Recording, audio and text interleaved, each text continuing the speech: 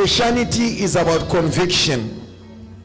Conviction is whereby you say, I decide this and I will never change it. If you want to be a woman that is honored by God, not honored by men, conviction is a part of you. Anything that you do for God must not be because you want something from him. It must be done out of conviction.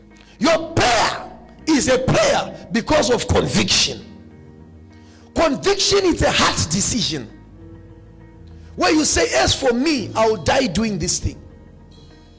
Let me tell you, my daughter, a murderer doesn't just murder, it's a conviction. When someone kills you, they don't worry how you are crying. They don't worry how much blood you are pouring out. It is the conviction that creates brazenness. And someone who is convicted is dangerous. That is why people that are convicted, when you deal with them, you must deal spiritually. Most of the problems you face with people, you are facing people that have a conviction. There are people that stay in loveless marriages whereby the marriage is long dried, but that woman is still there. You wonder, this is a bad man, he's a drunkard, he's so. That woman has got a conviction. That is the level of walking with God you must reach to, whereby even if God has not blessed you, conviction tells you to worship. You went to church, you came back home, there's nothing in the cupboard, but by conviction you are saying, Father, you are a blessing to my life.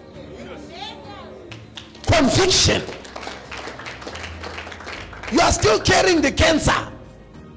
It's there. The doctor told you this is beyond chemotherapy, but by conviction you are saying, I'm the Lord, you are my healer. I'm the daughter of a healer. Are you hearing me? Oh yes. Conviction makes you to live as a spirit. When you are convicted of the goodness of God, you don't question what he's busy with in your life. The reason why you worry too much, even as children of God, you are not convicted to save him. It's a sign. Conviction is a counselor of the mind. When something does not go the way you planned it, by conviction you know it was not his will. Your husband can bring you divorce papers. He says, sir, please sign. Madam, I'm leaving. By conviction you say, you can leave, but I'll not sign this. Forgiveness is the fruit of conviction.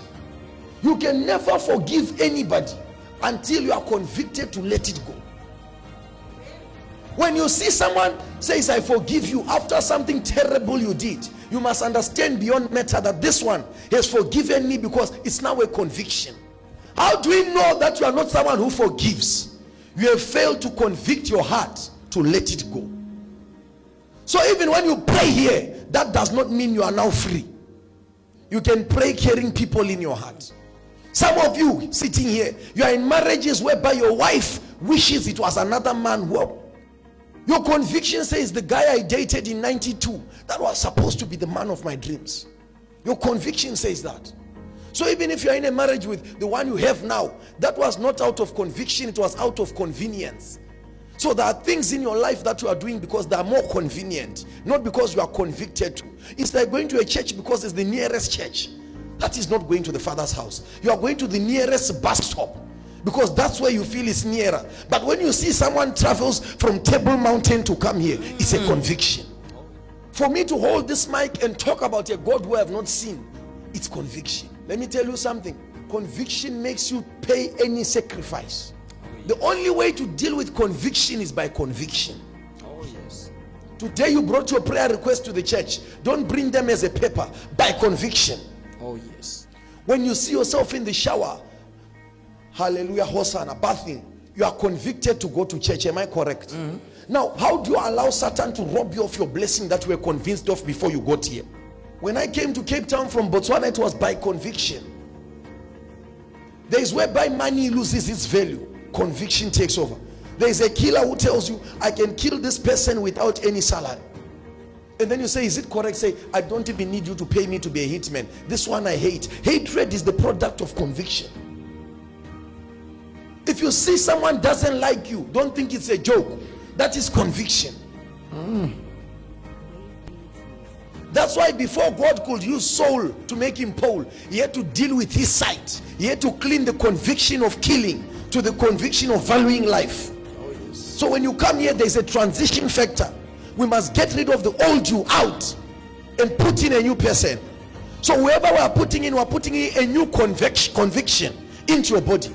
We are reconvicting you. We are resetting. When you come into a church, we reset your life.